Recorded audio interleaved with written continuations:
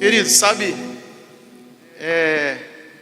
aquilo que Deus está comunicando no nosso coração nesse tempo é que Ele está derramando uma fome por Ele, uma fome pela presença dEle. Nós estamos vendo isso dia após dia, pessoas famintas, pessoas com fome.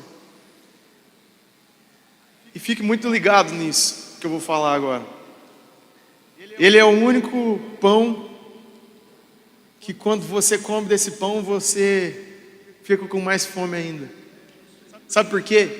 Porque Ele sacia a sua vontade, a sua fome de tudo aquilo que não é dEle.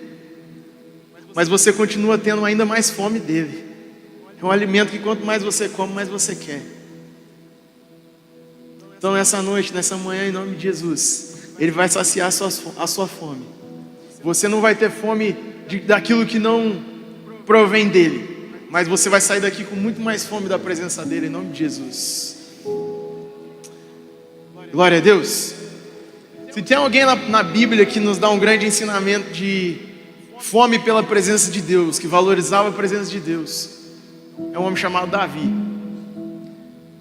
Para mim a história de Davi relata ali um cara que cheio de altos e baixos, teve alguns momentos de dificuldade, mas a questão com Davi era assim, é que quando ele se dava conta que ele estava errado no ato, ele já se arrependia, rasgava o seu coração, e ele voltava e falava: Senhor, não me lance fora da tua presença, não retire de mim a tua presença. Se tem algo que é precioso na minha vida, Senhor, é a tua presença. E Davi vivia numa antiga aliança. Davi, ele sabia que nós fomos gerados, a nossa origem, o nosso destino é na presença de Deus. Você foi gerado na presença de Deus. É para você passar a sua vida toda na presença de Deus. Você foi gerado antes da criação do mundo, na presença de Deus. Olha como que Davi escreve no Salmo 42: como a corça que anseia pela corrente das águas, assim a minha alma anseia por ti, ó Deus. Ele reconhecia totalmente a dependência da presença de Deus na vida dele. No Salmo 51, 10 e 11, ele fala assim: cria em mim, ó Deus, o coração puro, e renova em mim o espírito reto. Não me lances fora da tua presença e não retire de mim o teu Espírito Santo. Em matéria de valorizar a presença de Deus, Davi é um cara que nos ensina muito, é um homem que nos ensina muito. E hoje nós vamos aprender com Davi. E o final vai ser poderoso em nome de Jesus. Amém? Como eu estava dizendo, Davi, ele sabia que a nossa origem, o nosso destino é na presença dele. Sempre foi o desejo de Deus que nós estivermos na presença dele. Olha isso aqui. Efésios capítulo 1, 3 e 4. Bendito Deus e Pai de nosso Senhor Jesus Cristo, o qual nos abençoou com todas as bênçãos espirituais nos lugares celestiais em Cristo, como também nos elegeu nele antes da fundação do mundo, para que fôssemos santos em tua presença. Santos, é o que o texto está dizendo, santos em ti, santos nele, em sua presença. Antes de você ser gerado no ventre da sua mãe, na fundação do mundo, ele estava falando assim: você vai ser gerado para ser santo e desfrutar da minha presença.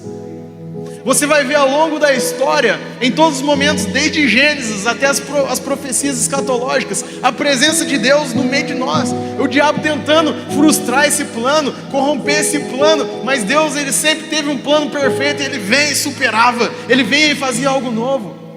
Você vai ver lá em Gênesis que ele fez ali o jardim do Éden, ele fez ali o Adão, e a palavra de Deus diz que na viração do dia, Deus, ele vinha e se relacionava com ele, falava com Adão. O que Deus estava demonstrando para a sua criação em Gênesis? Eu quero habitar com você. Eu quero estar, minha presença é para estar com você. Daí o Adão, junto com a Eva, eles erram, eles pecam, caem, são separados da presença de Deus. E o diabo devia estar dando gargalhada, falando assim: agora eu acabei com esse plano de que Deus ia estar na presença, de que os homens vão estar na presença de Deus, de que Deus vai estar junto com os homens. Eu acabei com esse plano. Aí Deus vem lá no Êxodo com o tabernáculo. Ele fala assim: construa um tabernáculo, porque é a representação da minha presença. Eu quero estar com vocês. Êxodo 29. e habitarei no meio dos filhos de Israel, e serei o seu Deus. E saberão que eu sou o seu Deus, e que tenho tirado da terra do Egito para habitar no meio deles. Em Gênesis um jardim, em Êxodo um tabernáculo. Aí o tempo passa, vamos lá para o livro dos reis, vem o templo. Aí Deus fala assim: construa um templo, a Arca da Aliança, Santo dos Santos, eu vou estar lá, a minha presença vai estar lá. A glória de Deus enchia o templo, você sabe da história, se manifestava. Aleluia, Deus se manifestando entre nós, em toda a criação. Aí você sai do Gênesis, passa pelo Êxodo, passa pelo livro dos reis, do templo, e agora você vem para a transição das alianças em Jesus Cristo. E Isaías, você vê o profeta falando assim: Ele nos dará um filho, e ele será chamado Emanuel, que significa Deus conosco. Em Gênesis um jardim, em Êxodo um tabernáculo, nos reis um templo, em Isaías uma profecia, Deus conosco. Aí daqui a pouco vem quem? Jesus Cristo, o próprio Deus andando entre nós, dizendo assim: sempre foi meu desejo estar entre vocês, e agora vocês vão experimentar de uma glória ainda maior. Convém que eu vá, porque quando eu for, o Espírito Santo virá. Eu vou estar com vocês todos os dias da tua vida, porque sempre foi o meu desejo estar entre vocês. A diferença é que antes Ele estava entre, agora Ele está em nós e sobre nós. O seu destino, a sua origem, a sua vida sempre é na presença de Deus. O maior desejo de Deus para a nossa vida é que nós estejamos na presença dEle e desfrutando dessa presença todos os dias da nossa vida. Davi, em alguns momentos da história, vários deles, ele nos dá um exemplo de uma pessoa que busca ferozmente a presença de Deus, de uma pessoa que não é perfeita. Davi vivia numa antiga aliança, não tinha o Espírito Santo habitando dentro dele, logo não era possível com que ele caminhasse nos frutos do Espírito. Mas ele era um homem que ele reconhecia quando ele estava errado. Precisou o profeta chegar para ele e falar assim: ei, você errou, e ele se arrependeu. Hoje o próprio Espírito Santo vem e fala assim: ei, você errou. Ele fala de dentro de você. E às vezes as pessoas demoram quanto tempo para se arrepender, para corrigir a rota? Isso fala de desfrutar da presença que habita dentro de você, valorizar essa presença, zelo pela presença. Sabe, aquilo que Deus planejou desde antes da fundação do mundo para nós, que é para sermos gerados nele, na presença dele, vivermos a história, mostra isso em todo o tempo. O desejo de Deus estar entre nós é para que nós tenhamos zelo por essa presença. O pastor está fazendo essa série de santidade. No último domingo ele falou sobre isso: valorizar a presença, respeitar, temor à presença do Senhor. É isso que Deus quer no nosso meio. Sabe, eu comecei a me alegrar ali quando o Ministério de Música veio com essa canção totalmente conectada com a palavra. O Espírito Santo que faz isso, porque está gerando uma fome, né? E a canção seguinte veio falando assim: um cheiro suave vai subir. Sabe qual que é o maior cheiro agradável aos narizes do Senhor? É o cheiro da sua fome. Mas Rodrigo, não é o cheiro da adoração? Sim, porque você adora quando você está com fome. E o melhor de tudo é que quando você está com fome, você adora, você não está adorando pelo aquilo que Ele tem, você está adorando por aquilo que Ele é. É por isso que é tão agradável a Ele. Você adora: Senhor, eu te adoro porque o Senhor é o Senhor.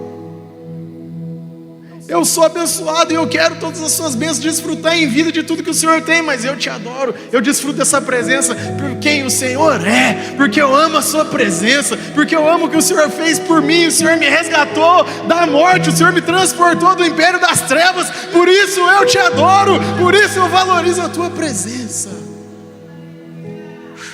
Aleluias, aleluias. Quando a gente fala em tabernáculo, a gente vai mencionar que dentro do tabernáculo existia um objeto chamado Arca da Aliança. Davi, quando ele assume o trono de Israel para ser rei, preste atenção nisso, vou tentar ser bem objetivo. Ele assume o trono de Israel sendo o sucessor de Saul, que foi rejeitado por Deus. Ele chega lá e ele se depara com a seguinte situação: a arca, que é a representação, a presença de Deus, tinha sido roubada pelos filisteus em uma guerra. Davi, quando ele chega para assumir o trono, né, ele já começa a pensar assim: eu não posso governar sem a presença.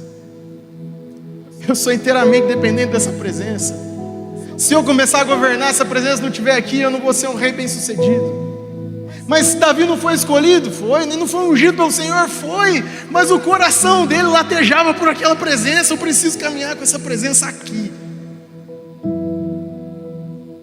Daí os filisteus que roubaram a presença numa guerra, roubaram a arca da aliança numa guerra, no reinado do rei Saul ainda, eles começam a sofrer de algumas pragas, de algumas coisas que começam a incomodar eles. Eles começam a falar assim: ixi, é por causa dessa arca, é por causa dessa presença. Os inimigos começam a rejeitar aquela arca que eles roubaram. Vamos se livrar disso daqui, porque a gente está sofrendo consequências de ter roubado a presença, ter roubado essa arca da aliança do pessoal lá do reino de Saul, dos israelitas. Aí eles abrem mão daquela arca e eles deixam na casa de um homem chamado Abinadab. A Bíblia fala, para encurtar a história, que essa arca ficou ali na casa de Abinadab por 20 anos. 20 anos, aquilo que é a representação da presença, da manifestação, do poder de Deus dentro da casa de alguém. E esse alguém vivia como se não tivesse nada dentro da casa. A presença estava ali, e talvez o Abinadab deixou ela lá juntando poeira num canto. Ninguém limpava, ninguém chegava perto, ninguém valorizava. Não dou valor por essa presença. Deixa aí, deixa lá no quartinho da bagunça. Sabe, a sua casa, o seu corpo, o seu espírito é a morada, é a casa do Espírito Santo. E será que você não está colocando a pessoa do Espírito Santo que habita dentro de você no quartinho da bagunça? Ah não, a presença está aqui, mas eu tenho tanta coisa para fazer, eu tenho tanta coisa para me preocupar. Deixa para lá, deixa essa presença para lá.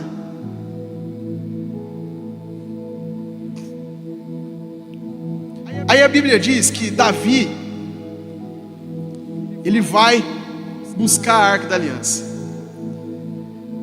E ele tinha recebido uma orientação de que a arca da aliança deveria ser carregada pelos levitas, sacerdotes, ali da tribo de Levi. Mas Davi, ele quer fazer diferente. Ele fala assim: vamos buscar a arca da aliança na casa do Abinadab. Eu sei que é domingo de manhã, eu sei que talvez você está com acordou cedo, está com sono, mas deixa eu te falar uma coisa. Eu preciso fundamentar essa palavra, eu preciso te contar essa história antes da gente entrar numa aplicação. Por isso eu peço que você fique bem acordado nessa noite, nessa manhã, amém? Dá uma glória a Deus bem forte aí. Aleluia!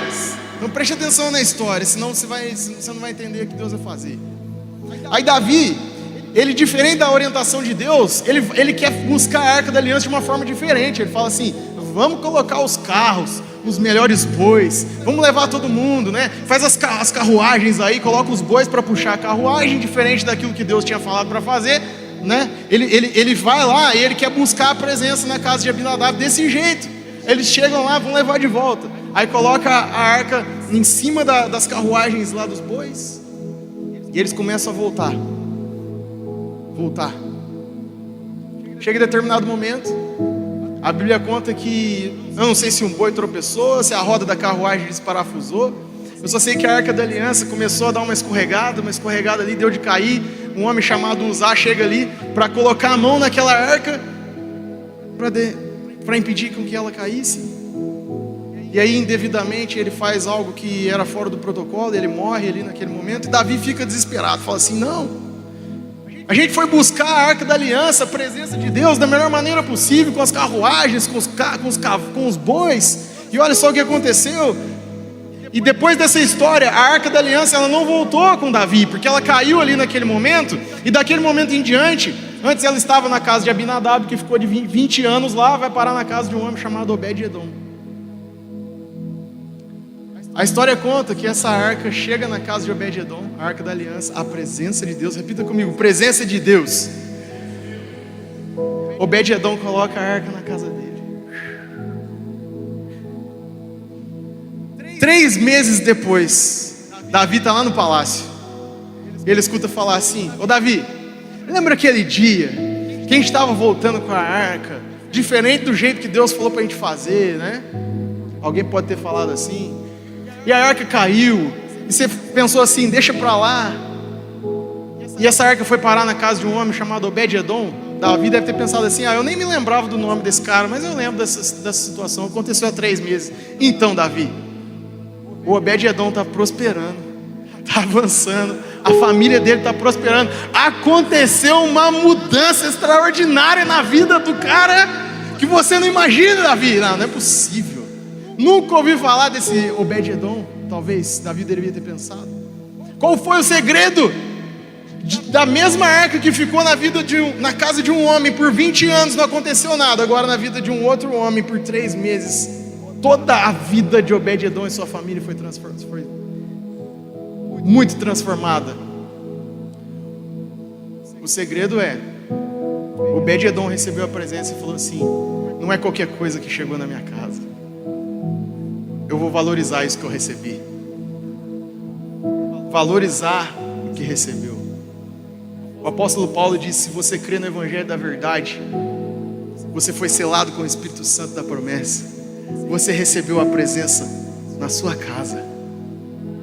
Essa presença pode mudar toda a sua vida de um dia para a noite, igual ele fez na vida de Obed-Edom. Mas como é que você tem valorizado essa presença na sua casa, que é você? O segredo aqui não é o tempo, é a intensidade. Porque o tempo ficou 20 anos na casa de um, mas no outro ficou 3 meses, mas era intenso. Deixa eu te falar uma coisa, eu estou conhecendo pessoas que chegaram há pouco tempo na igreja e estão passando a 120 por hora do lado de pessoas que estão há 20 anos andando a 40, 50. Pessoas que estão chegando há pouco tempo na igreja, recebendo o batismo com o Espírito Santo, recebendo o dom, sendo marcados. Onde tem pessoas que cresceram no lar evangélico e não estão desfrutando porque se acostumaram com a presença. Mas tem pessoas chegando falando assim: eu não nasci no lar evangélico, eu não sou crente há 20 anos, eu não sou crente há 10 anos, eu não sou cristão há 2 anos, eu sou cristão há 1 mês, mas eu decidi ser intenso na minha busca pela presença. Não é o tempo, é a intensidade. Sabe por que muitas pessoas não oram? Porque quer fechar a porta do quarto e ficar 2 horas lá logo de cara. Aí fala assim: eu não consigo. E talvez tenha pessoa começando orando 10 minutos, mas está entregando tudo. Os 10 minutos daqui a pouco não consegue parar mais, vira 20. É assim que começa, é sendo intenso. Deus está tratando o nosso coração nessa noite, nessa manhã, Ele está gerando uma fome em você, querido. Você vai sair daqui nessa manhã.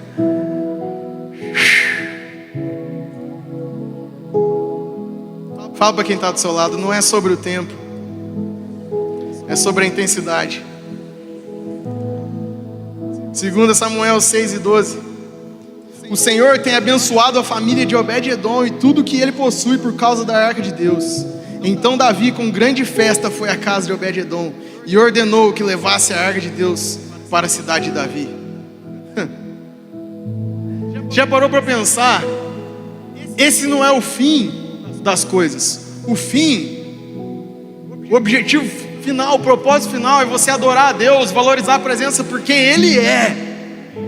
Mas já parou para pensar que a consequência disso é que pessoas de longe possam ouvir falar daquilo que está acontecendo na sua casa? Já parou para pensar que o fato de você valorizar a presença vai fazer com que pessoas que não professem a mesma fé que você, da sua família, eu digo, o seu marido, a sua esposa, os seus filhos, os seus pais que não creem igual você, quando você valorizar essa presença, a sua vida vai ter um impacto tão grande que eles vão olhar de longe e vão falar assim: tem alguma coisa acontecendo na sua vida e eu quero isso. Davi se alegrou, festejou e foi correndo: vamos lá na casa desse homem que está prosperando com a presença. Eu não vou ler o texto para a gente ganhar tempo, mas Obed-Edom, ele valorizava tanta presença que ele falava assim: para onde ela foi eu vou. Davi falou assim: vamos levar a presença de volta, Obed-Edom.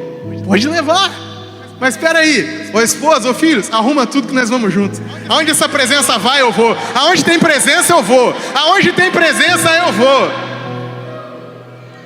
A Bíblia fala que Obed-Edom pegou tudo, foi junto com Davi, com a arca. Chegou lá, ele ficava na porta do templo. Ele ficava na porta, na entrada da cidade lá. Eu imagino o coração dele. Ah, glória a Deus. Eu estou onde a presença está. Eu estou onde tem presença. Querido, eu tenho uma coisa para falar para você. Além da presença habitar no seu coração, uma coisa que eu me alegro com esse lugar, com essa igreja, querido, é que nós valorizamos a presença. E você pode ter certeza, você está em um lugar onde nós damos liberdade para a presença. Você está em uma igreja onde existe a presença de Deus. Tem palavra e tem unção, porque eles caminham junto. O Espírito que influenciou a escrita da palavra é o mesmo Espírito que manifesta a presença. Você está em um lugar onde tem presença. É onde a presença se manifesta. Muda tudo. Mas sabe qual que foi a diferença da forma como Davi levou a arca de volta dessa vez? Da primeira vez, como que ele tentou? Carruagens, bois, aquela luxúria toda ali, né? Davi, ele estava bem intencionado, mas fez do jeito errado. A vida cristã não basta apenas ser bem intencionado, querido. Tem que fazer do jeito que tem que fazer. Sabe o que é ser bem intencionado? Glória a Deus, você que chegou na igreja, você está vindo nos cultos de domingo, quinta-feira, você vem 2 vezes na semana, bênção demais, você frequenta um GC, você está bem intencionado, aleluias, mas a sua caminhada com Deus não para por aí. Precisa fazer o certo. O que é o certo? Valorizar a presença em todos os lugares. Você está na sua casa, eu estou valorizando essa presença. Eu não falo mais aquilo que eu falava antes, eu não bebo mais aquilo que eu bebia antes, eu não uso mais aquilo que eu usava antes, eu não pratico mais aquilo que eu praticava antes, porque não é só ser bem intencionado, é fazer aquilo que a palavra diz que tem que fazer, é ser obediente à palavra de Deus, é ser obediente à presença. Você tem o Espírito Santo dentro de você e Ele mesmo se encarrega de dizer: ei, não vai por aí não, está errado. Você tem tudo na sua mão. Aí agora, o Davi, que antes estava só bem intencionado, mas fez do jeito errado, agora ele está bem intencionado, fazendo do jeito certo, e ele começa a voltar. Só que a distância lá da onde a arca estava, na casa de Obed-Edom, até Israel, até o lugar onde Davi ficava, era aproximadamente 25 quilômetros. Mas agora o que ele tinha que fazer? A cada 6 passos ele parava e fazia um sacrifício.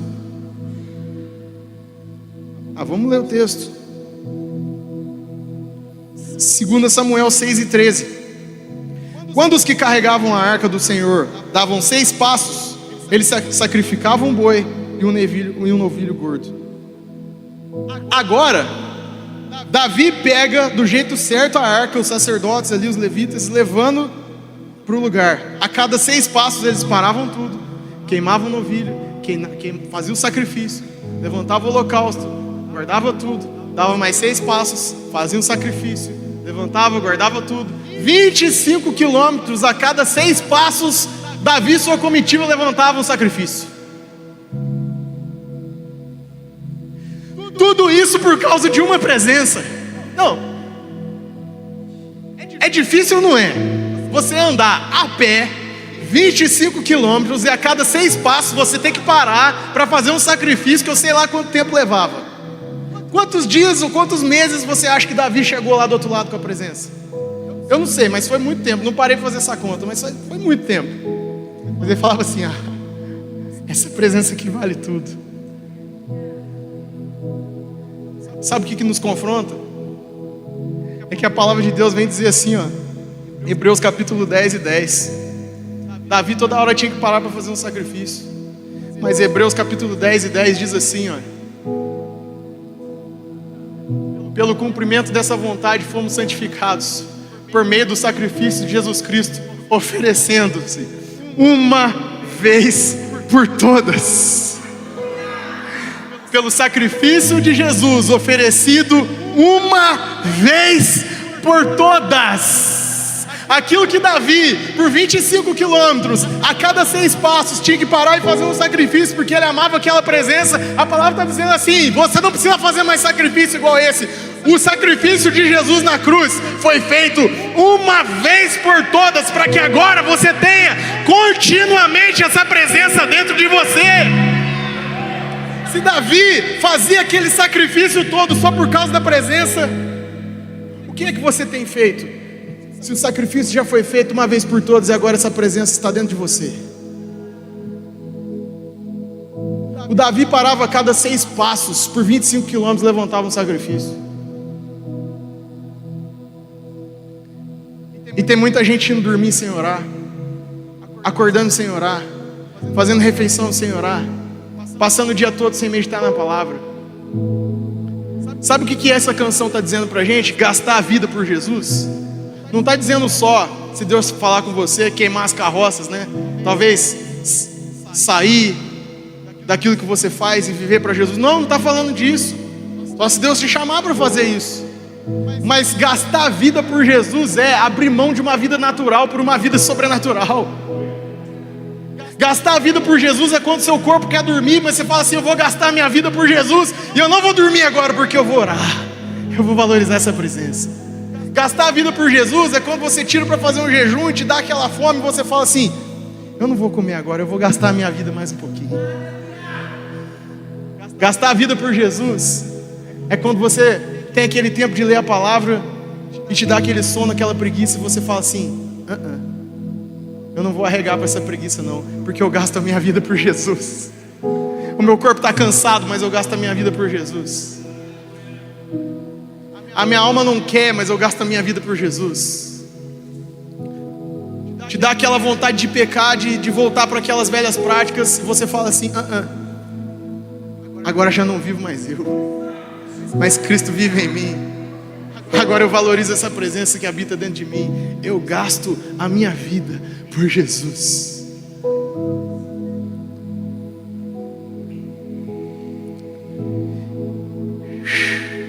Deus te fez para estar em comunhão plena com a sua presença. O Ministério de Música pode subir, por favor. Davi foi lembrado no Salmo 132 por outro escritor, que alguns falam que foi o seu filho Salomão. E eu quero trazer uma reflexão para você agora.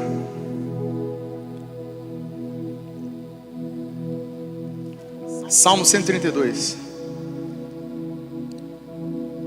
Davi tinha tanta fome pela presença de Deus, que o salmista, no Salmo 132, ele escreve esse texto assim, ó: lembra-te, Senhor, de Davi e de todas as suas aflições. Preste atenção. Como jurou o Senhor e fez votos ao poderoso Deus de Jacó, dizendo: certamente não entrarei na tenda da minha casa, nem subirei à minha cama, não darei sono aos meus olhos, nem repouso às minhas pálpebras, enquanto não achar lugar para o Senhor, uma morada para o Deus poderoso de Jacó. Eu vou ler na versão NVI aqui. Senhor, lembra-se de Davi e das suas dificuldades que ele enfrentou. Ele jurou ao Senhor e fez um voto poderoso de Jacó, ao Deus poderoso de Jacó: não entrarei na minha tenda e não me deitarei no meu leito, não permitirei que os meus olhos peguem num sono, nem que as minhas pálpebras descansem, enquanto não encontrar um lugar para o Senhor, uma habitação para o poderoso de Jacó. Davi, ele tinha consciência daquilo que Deus já tinha feito ao longo da história. Davi, ele olhava para trás e falava assim: olha o que Deus já fez. Ele valorizava tanto a presença, ele queria tanto mais dessa presença, que ele falava assim: eu sei daquilo que Deus fez lá no Sinai, eu sei que Deus falou no meio de uma sarça, eu sei aquilo que Deus fez na vida do profeta Elias, eu sei das manifestações que Deus já fez ao longo da história, mas eu não vejo isso acontecendo nos dias de hoje. Davi, ele olha, ele está olhando para as intervenções do passado, dizendo: a minha geração não está vivendo aquilo. E é por isso que ele fala assim: eu não vou descansar, eu quero isso na minha cidade. Davi olha para Jerusalém e fala assim: eu não vou descansar. Eu não vou descansar enquanto não fizer a habitação do Senhor aqui. Não encontrar isso aqui, aonde eu vivo. Davi estava dizendo assim: eu quero mais. Esse lugar aqui precisa ter mais. Precisa viver mais, porque ao longo da história eu vi que Deus pode fazer mais. Então eu quero viver mais, eu quero mais intensidade. Davi estava dizendo assim, o salmista dizendo. Era como se Davi tivesse uma saudade daquilo que ele não tinha vivido antes. Isso é só os sobrenaturais que pegam. Saudade daquilo que você não viveu. Fome da presença de Deus é mais ou menos isso. Você quer mais, como se você estivesse sentindo uma saudade de algo que você não viveu ainda. De tanto você quer algo. Davi estava dizendo assim: eu tenho uma saudade daquilo que o Senhor fez ao longo da história. Eu não vou me descansar enquanto o Senhor não fizer isso aqui.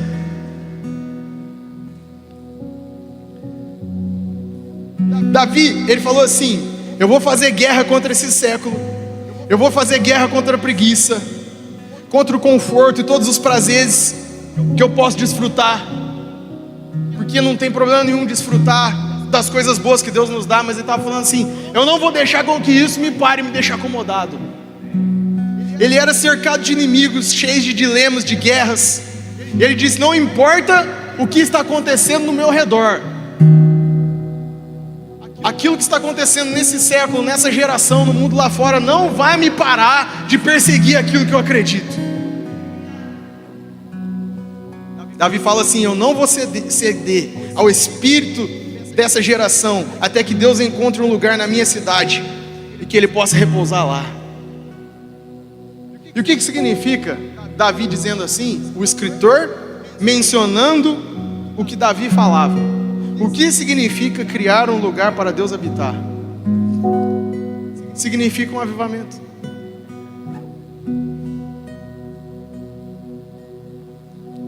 Eu estava em casa meditando sobre isso, e a gente já falou muitas vezes sobre avivamento. Eu falo: Deus, fala para mim uma frase. O que o Senhor quer que eu fale sobre avivamento? Aí eu escrevi assim: avivamento é quando Deus, com todos os seus atributos, se manifesta em uma região geográfica e impacta todas as esferas daquela sociedade. Região geográfica. Davi falou assim: aqui, aonde eu moro, nessa cidade, eu não vou parar enquanto não tiver um avivamento aqui.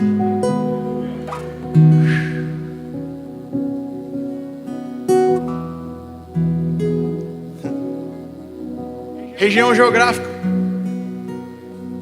Você vê ao longo da história, Velho Testamento, vários avivamentos que aconteceram. Aí você vê lá em Atos 2, o Espírito desceu. E quando o Espírito desce, muda tudo. Coisas sobrenaturais aconteceram. Ele escolheu aquele povo, aquele tempo, aquela região para descer ali. Ele desceu com aquele avivamento, e aquele avivamento se expandiu por outras partes. E continua até os dias de hoje. Ao longo da história você vê avivamentos acontecendo em pontos específicos. Quando tem alguém buscando, quando tem uma fome. Você vê em Atos 2, no livro de Atos como todo, coisas que não aconteceram nos avivamentos passados. Você vê em Atos 2 a sombra de um homem curando. Mostra para mim no Antigo Testamento onde que a sombra de um homem curou alguém.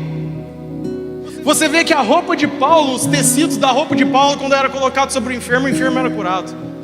Avivamento, quando Deus decide descer sobre um lugar, Ele começa a fazer coisas que a história não viu acontecer antes.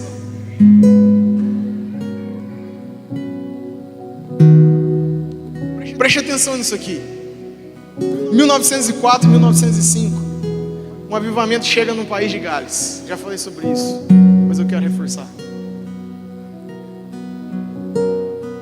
Através de um jovem que começou a buscar uma fome. Mais um, Rodrigo, um. Você não viu em Ezequiel 37? Através de um, Deus levantou um exército. Deus não precisa de muito. Deus precisa de um que está com fome. Mas nessa igreja aqui não tem um, não tem dois, não tem três, tem vários. Tem muita gente. O que é que Deus pode fazer através da sua vida? Se através de Deus levantou um exército que estava morto, que era só osso, um vale de ossos secos. Através de posicionado, Deus levantou um exército. Através de você, Deus pode sacudir essa cidade. Através de você, Deus vai levantar um exército na sua casa. Através de você, Deus vai levantar um exército no seu trabalho. Através de você, Deus vai levantar um exército na sua empresa, na onde você trabalha. Através de você, ossos secos vão voltar a viver naquele contexto. Através de mim, de você, ossos secos, vai haver vida. Vai haver vida onde estiver morto, na cidade de Cruzeiro. Eu não estou falando da gente lá no cemitério e todo mundo voltar a viver lá não. Ainda que Deus possa ressuscitar, Ele tem poder para tudo. E eu creio que Deus vai ressuscitar pessoas que acabaram de morrer e vai trazer a vida de novo, como tem acontecido no mundo. Mas eu estou falando que pessoas que estão mortas porque estão separadas de Deus, o avivamento vai chegar. O avivamento é trazer a vida de volta. Pessoas vão voltar a viver, assim como eu e você estamos vivendo.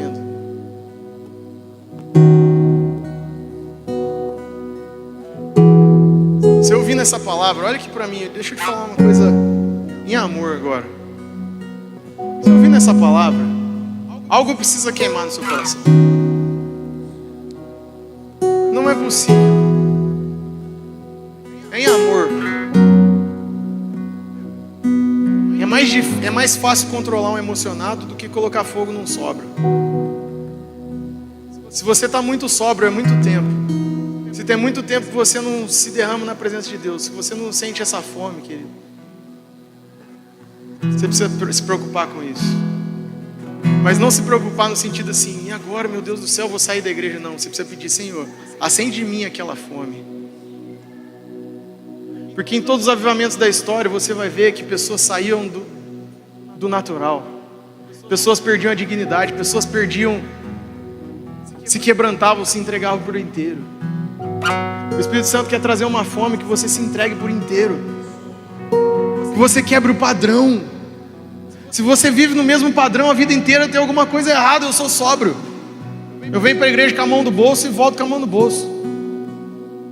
O Espírito Santo quer inundar você com a manifestação da presença dEle. Rodrigo, não precisa disso. Tá bom, você não precisa disso para você ser salvo. Você vai crer em Deus e você vai para o céu, se você viver de acordo com a palavra, uma vida de santidade. Mas não há nada mais prazeroso nessa terra do que a presença do Senhor se manifestando no nosso meio. Quando Ele desce, tudo muda. Primeiro vem a manifestação de Deus e depois a mudança de postura.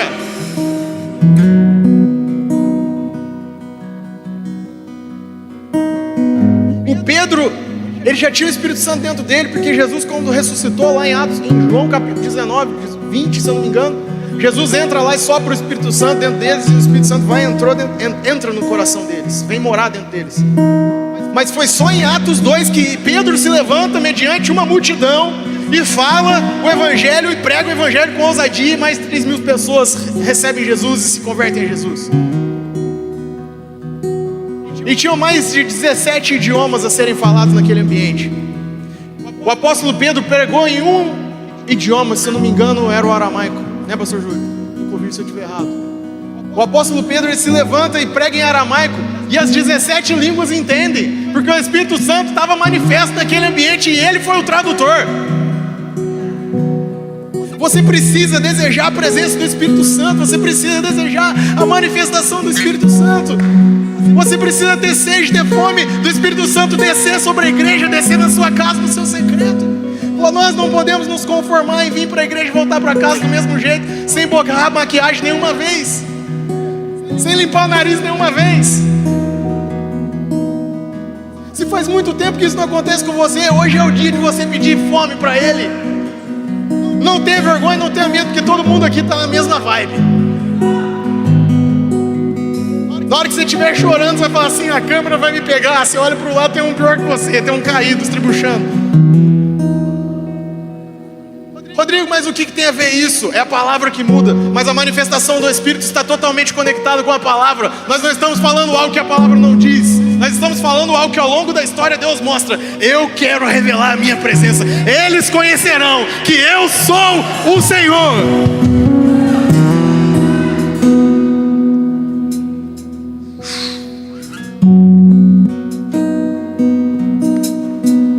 Abre para mim, por favor. Ageu, capítulo 2. No 21º dia do 7º mês, veio a palavra do Senhor por meio do profeta Ageu. Perguntei o seguinte ao governador de Judá, Zorobabel, filho de Saltiel, ao sumo sacerdote Josué, filho de Jeoadaque, e ao restante do povo: quem de vocês viu esse templo em seu primeiro esplendor? Comparado a ele, não é como nada que vocês veem agora. Não é como nada que vocês veem agora. Coragem, Zorobabel, declara o Senhor, coragem. Sumo sacerdote Josué, filho de Jeozadak, coragem, ao trabalho, ó povo da terra, declara o Senhor, porque eu estou com vocês, declara o Senhor dos exércitos. Esta é a aliança que fiz com vocês quando saíram do Egito. Meu espírito está entre vocês, não tenham medo, o meu espírito está entre vocês. Assim diz o Senhor dos exércitos: dentro de pouco tempo farei tremer os céus e a terra, e o mar e o continente. Farei tremer todas as nações, as quais trarão para cá os seus tesouros, e encherei este templo de glória, diz o Senhor dos exércitos. Tanto a prata quanto o ouro me pertencem, declara o Senhor dos exércitos. A glória deste novo templo será maior do que o antigo, diz o Senhor, e neste lugar estabelecerei a minha paz, declara o Senhor dos exércitos. Farei tremer os céus e a terra.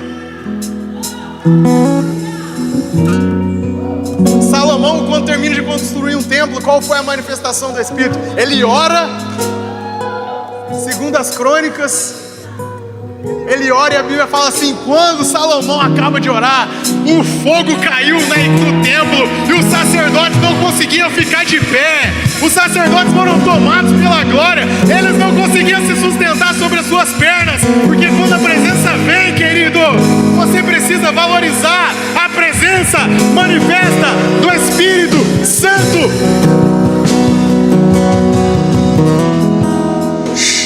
Meu Deus.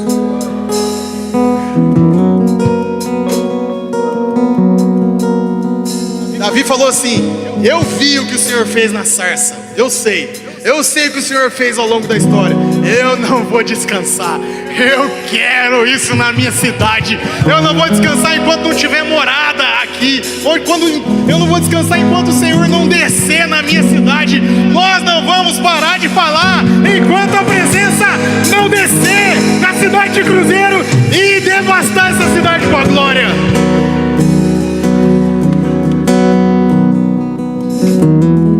Entenda devastar. Devastar é para o inferno. Ele vai ser devastado aqui de Cruzeiro. No país de Gales, começou a clamar pela manifestação do Espírito, pelo avivamento. 100% do país de Gales foi cheio do Espírito Santo. 100%. Os estádios de futebol na época ficaram vazios porque o povo não queria ir assistir jogo, o pessoal ia para a igreja orar. Eles tiveram que mudar os horários dos jogos para não conflitar com a oração, porque até os jogadores iam para a igreja. E se fizesse o jogo no dia seguinte da oração, eles não conseguiam porque estavam com a perna bamba. Está na história. 1905, 1906, o avivamento chega na cidade de Mumbai, na Índia. Eu tive em Mumbai, na Índia, no ano passado. Uma cidade onde 90% das pessoas praticam o hinduísmo. Um lugar onde foi tomado pela presença do Espírito Santo. A maior parte da população foi tomada pelo Espírito Santo. Aí eu perguntei: Pastor Júlio, essa cidade de Mumbai deve ser pequenininha, maior que São Paulo. E a cidade foi cheia do Espírito Santo. O Senhor está levantando pessoas desse lugar para enviar para outros lugares que um dia já incendiaram, mas o Senhor quer colocar fogo lá de novo. Quando eu estive lá, o Espírito Santo falou assim para mim: existem lugares que já viveram avivamentos e se esfriaram, mas existe um tempo onde eu estarei levando pessoas para esses lugares para um avivamento do Espírito Santo.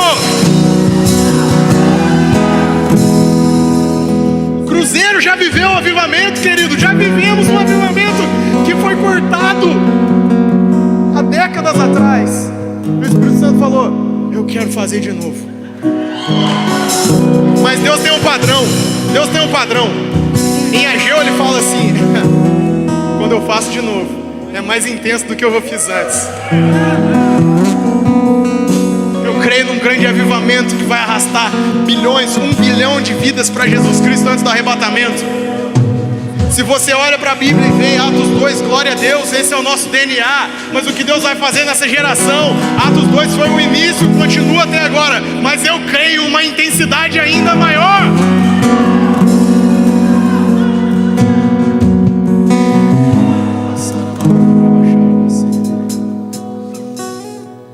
Em Mumbai, quando o avivamento chega lá através de uma adolescente, ela ficava no orfanato com aproximadamente outras 300. E ela foi inundada pelo Espírito Santo, porque ela buscava, ela tinha uma fome. E ela começa a buscar e buscar e buscar. Em certa noite, umas meninas começam a receber o Espírito Santo junto com ela. E aquele fogo vai se alastrando. E alguns minutos depois, algumas meninas estavam jogando baldes de água nas outras. Enchiam a água e jogavam nas outras. E as supervisoras chegaram: por que vocês estão molhando as outras? Porque elas estão pegando fogo.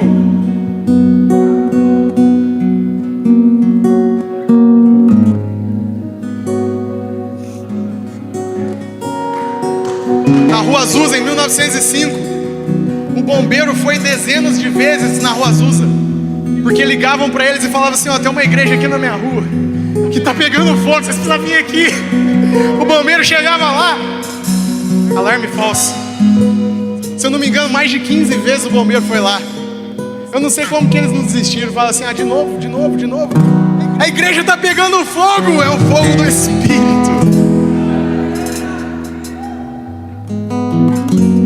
Regiões geográficas: Gales, Mumbai, Rua Azusa. O avivamento inundou a Argentina, já passou pelo Brasil, está chegando de novo. Eu vi essa história e eu fiquei impactado que um jornalista, que ele era ateu, ele chega na Rua Azusa para escrever uma matéria daquilo que estava acontecendo. Declarado ateu, não acredito em nada disso, só vou fazer uma reportagem. Chegou lá e foi batizado com o Espírito Santo. Eu creio em um tempo onde os céticos e os ateus vão entrar por aquela porta.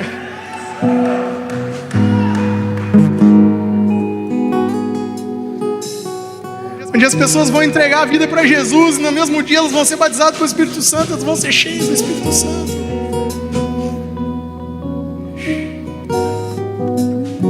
Eu não me importo, querido, não me importo daquilo que você vai pensar a meu respeito, se é hoje, se é amanhã ou quando eu não estiver mais aqui. Eu creio que sementes já foram plantadas nessa cidade. Entenda uma coisa, Davi escreveu isso e ele falou assim: eu quero isso aqui.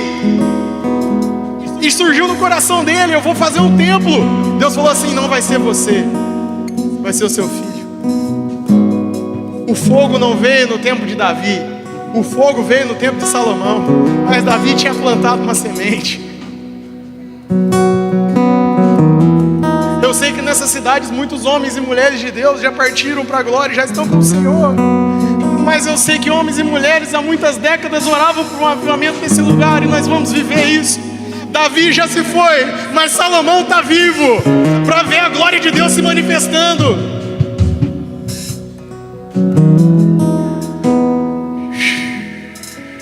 Esse aqui é um mais recente, 18 de junho de 1995, avivamento de Pensacola, Brownsville, um bairro da cidade de Pensacola, nos Estados Unidos, na Flórida.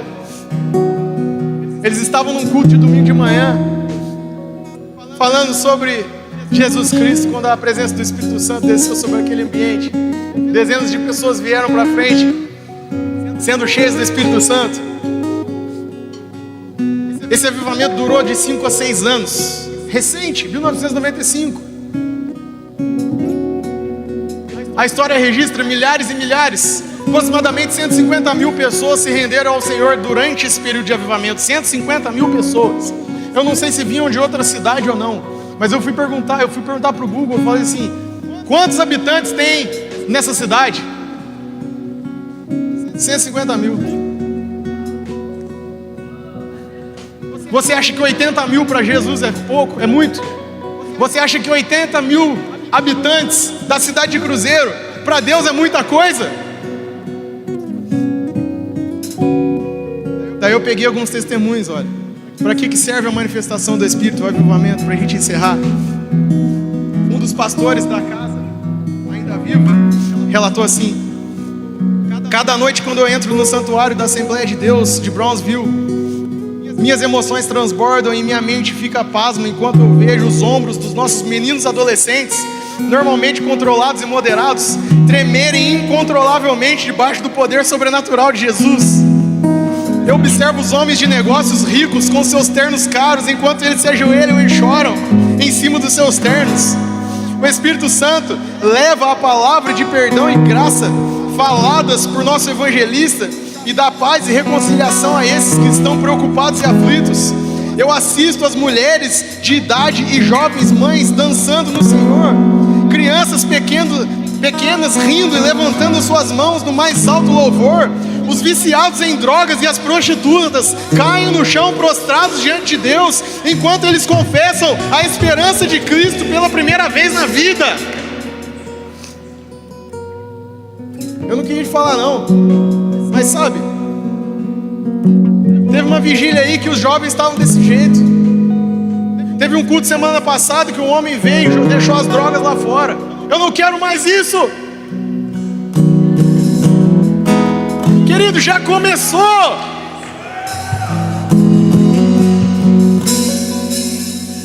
O Dr. Michael Brown disse assim: eu tive uma grande honra de servir como líder no avivamento de Brownsville, que durou 6 anos. Mais uma vez, foi aquela presença distinta, intensa, santa, convincente, transformadora de Deus que marcou o avivamento, e até hoje, 20 anos depois, encontro pessoas que me dizem: eu visitei lá e a minha vida foi transformada.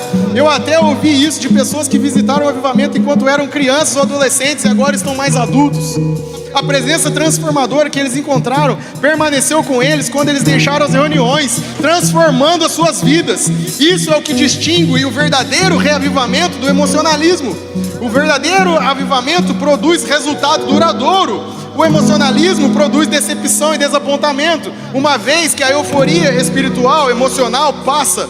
Descrições de como estava Brownsville eram vistas como: ao entrar no prédio, mesmo sendo um pecador endurecido, comecei a sentir a presença na atmosfera. Uma estranha atração começou a me afetar.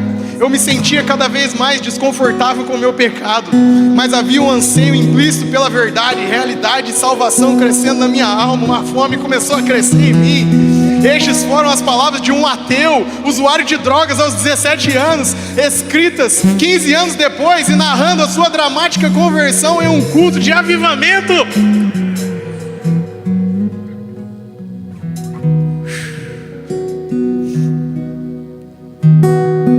É isso que Deus tem para a cidade de Cruzeiro. E Deus está vendo o seu coração queimando por isso agora, a sua fome crescendo. Eu quero encerrar dizendo, eu não vou citar nome, mas eu conheci um jovem há pouco tempo.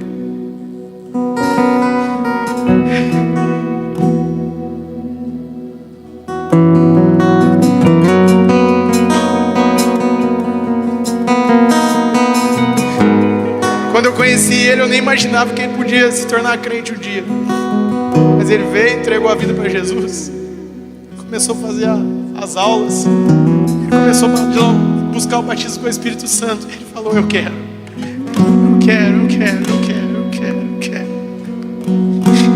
Um dia ele recebeu, aí ele ficou tão alegre que ele vinha nos abraçar, falando assim: glória a Deus, eu consegui.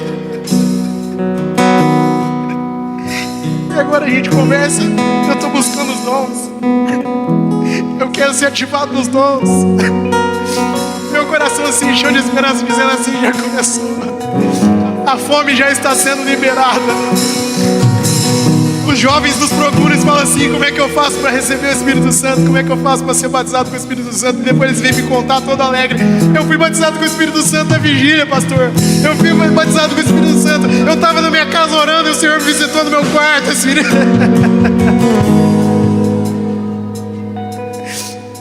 Já começou. Feche seus olhos aí no seu lugar.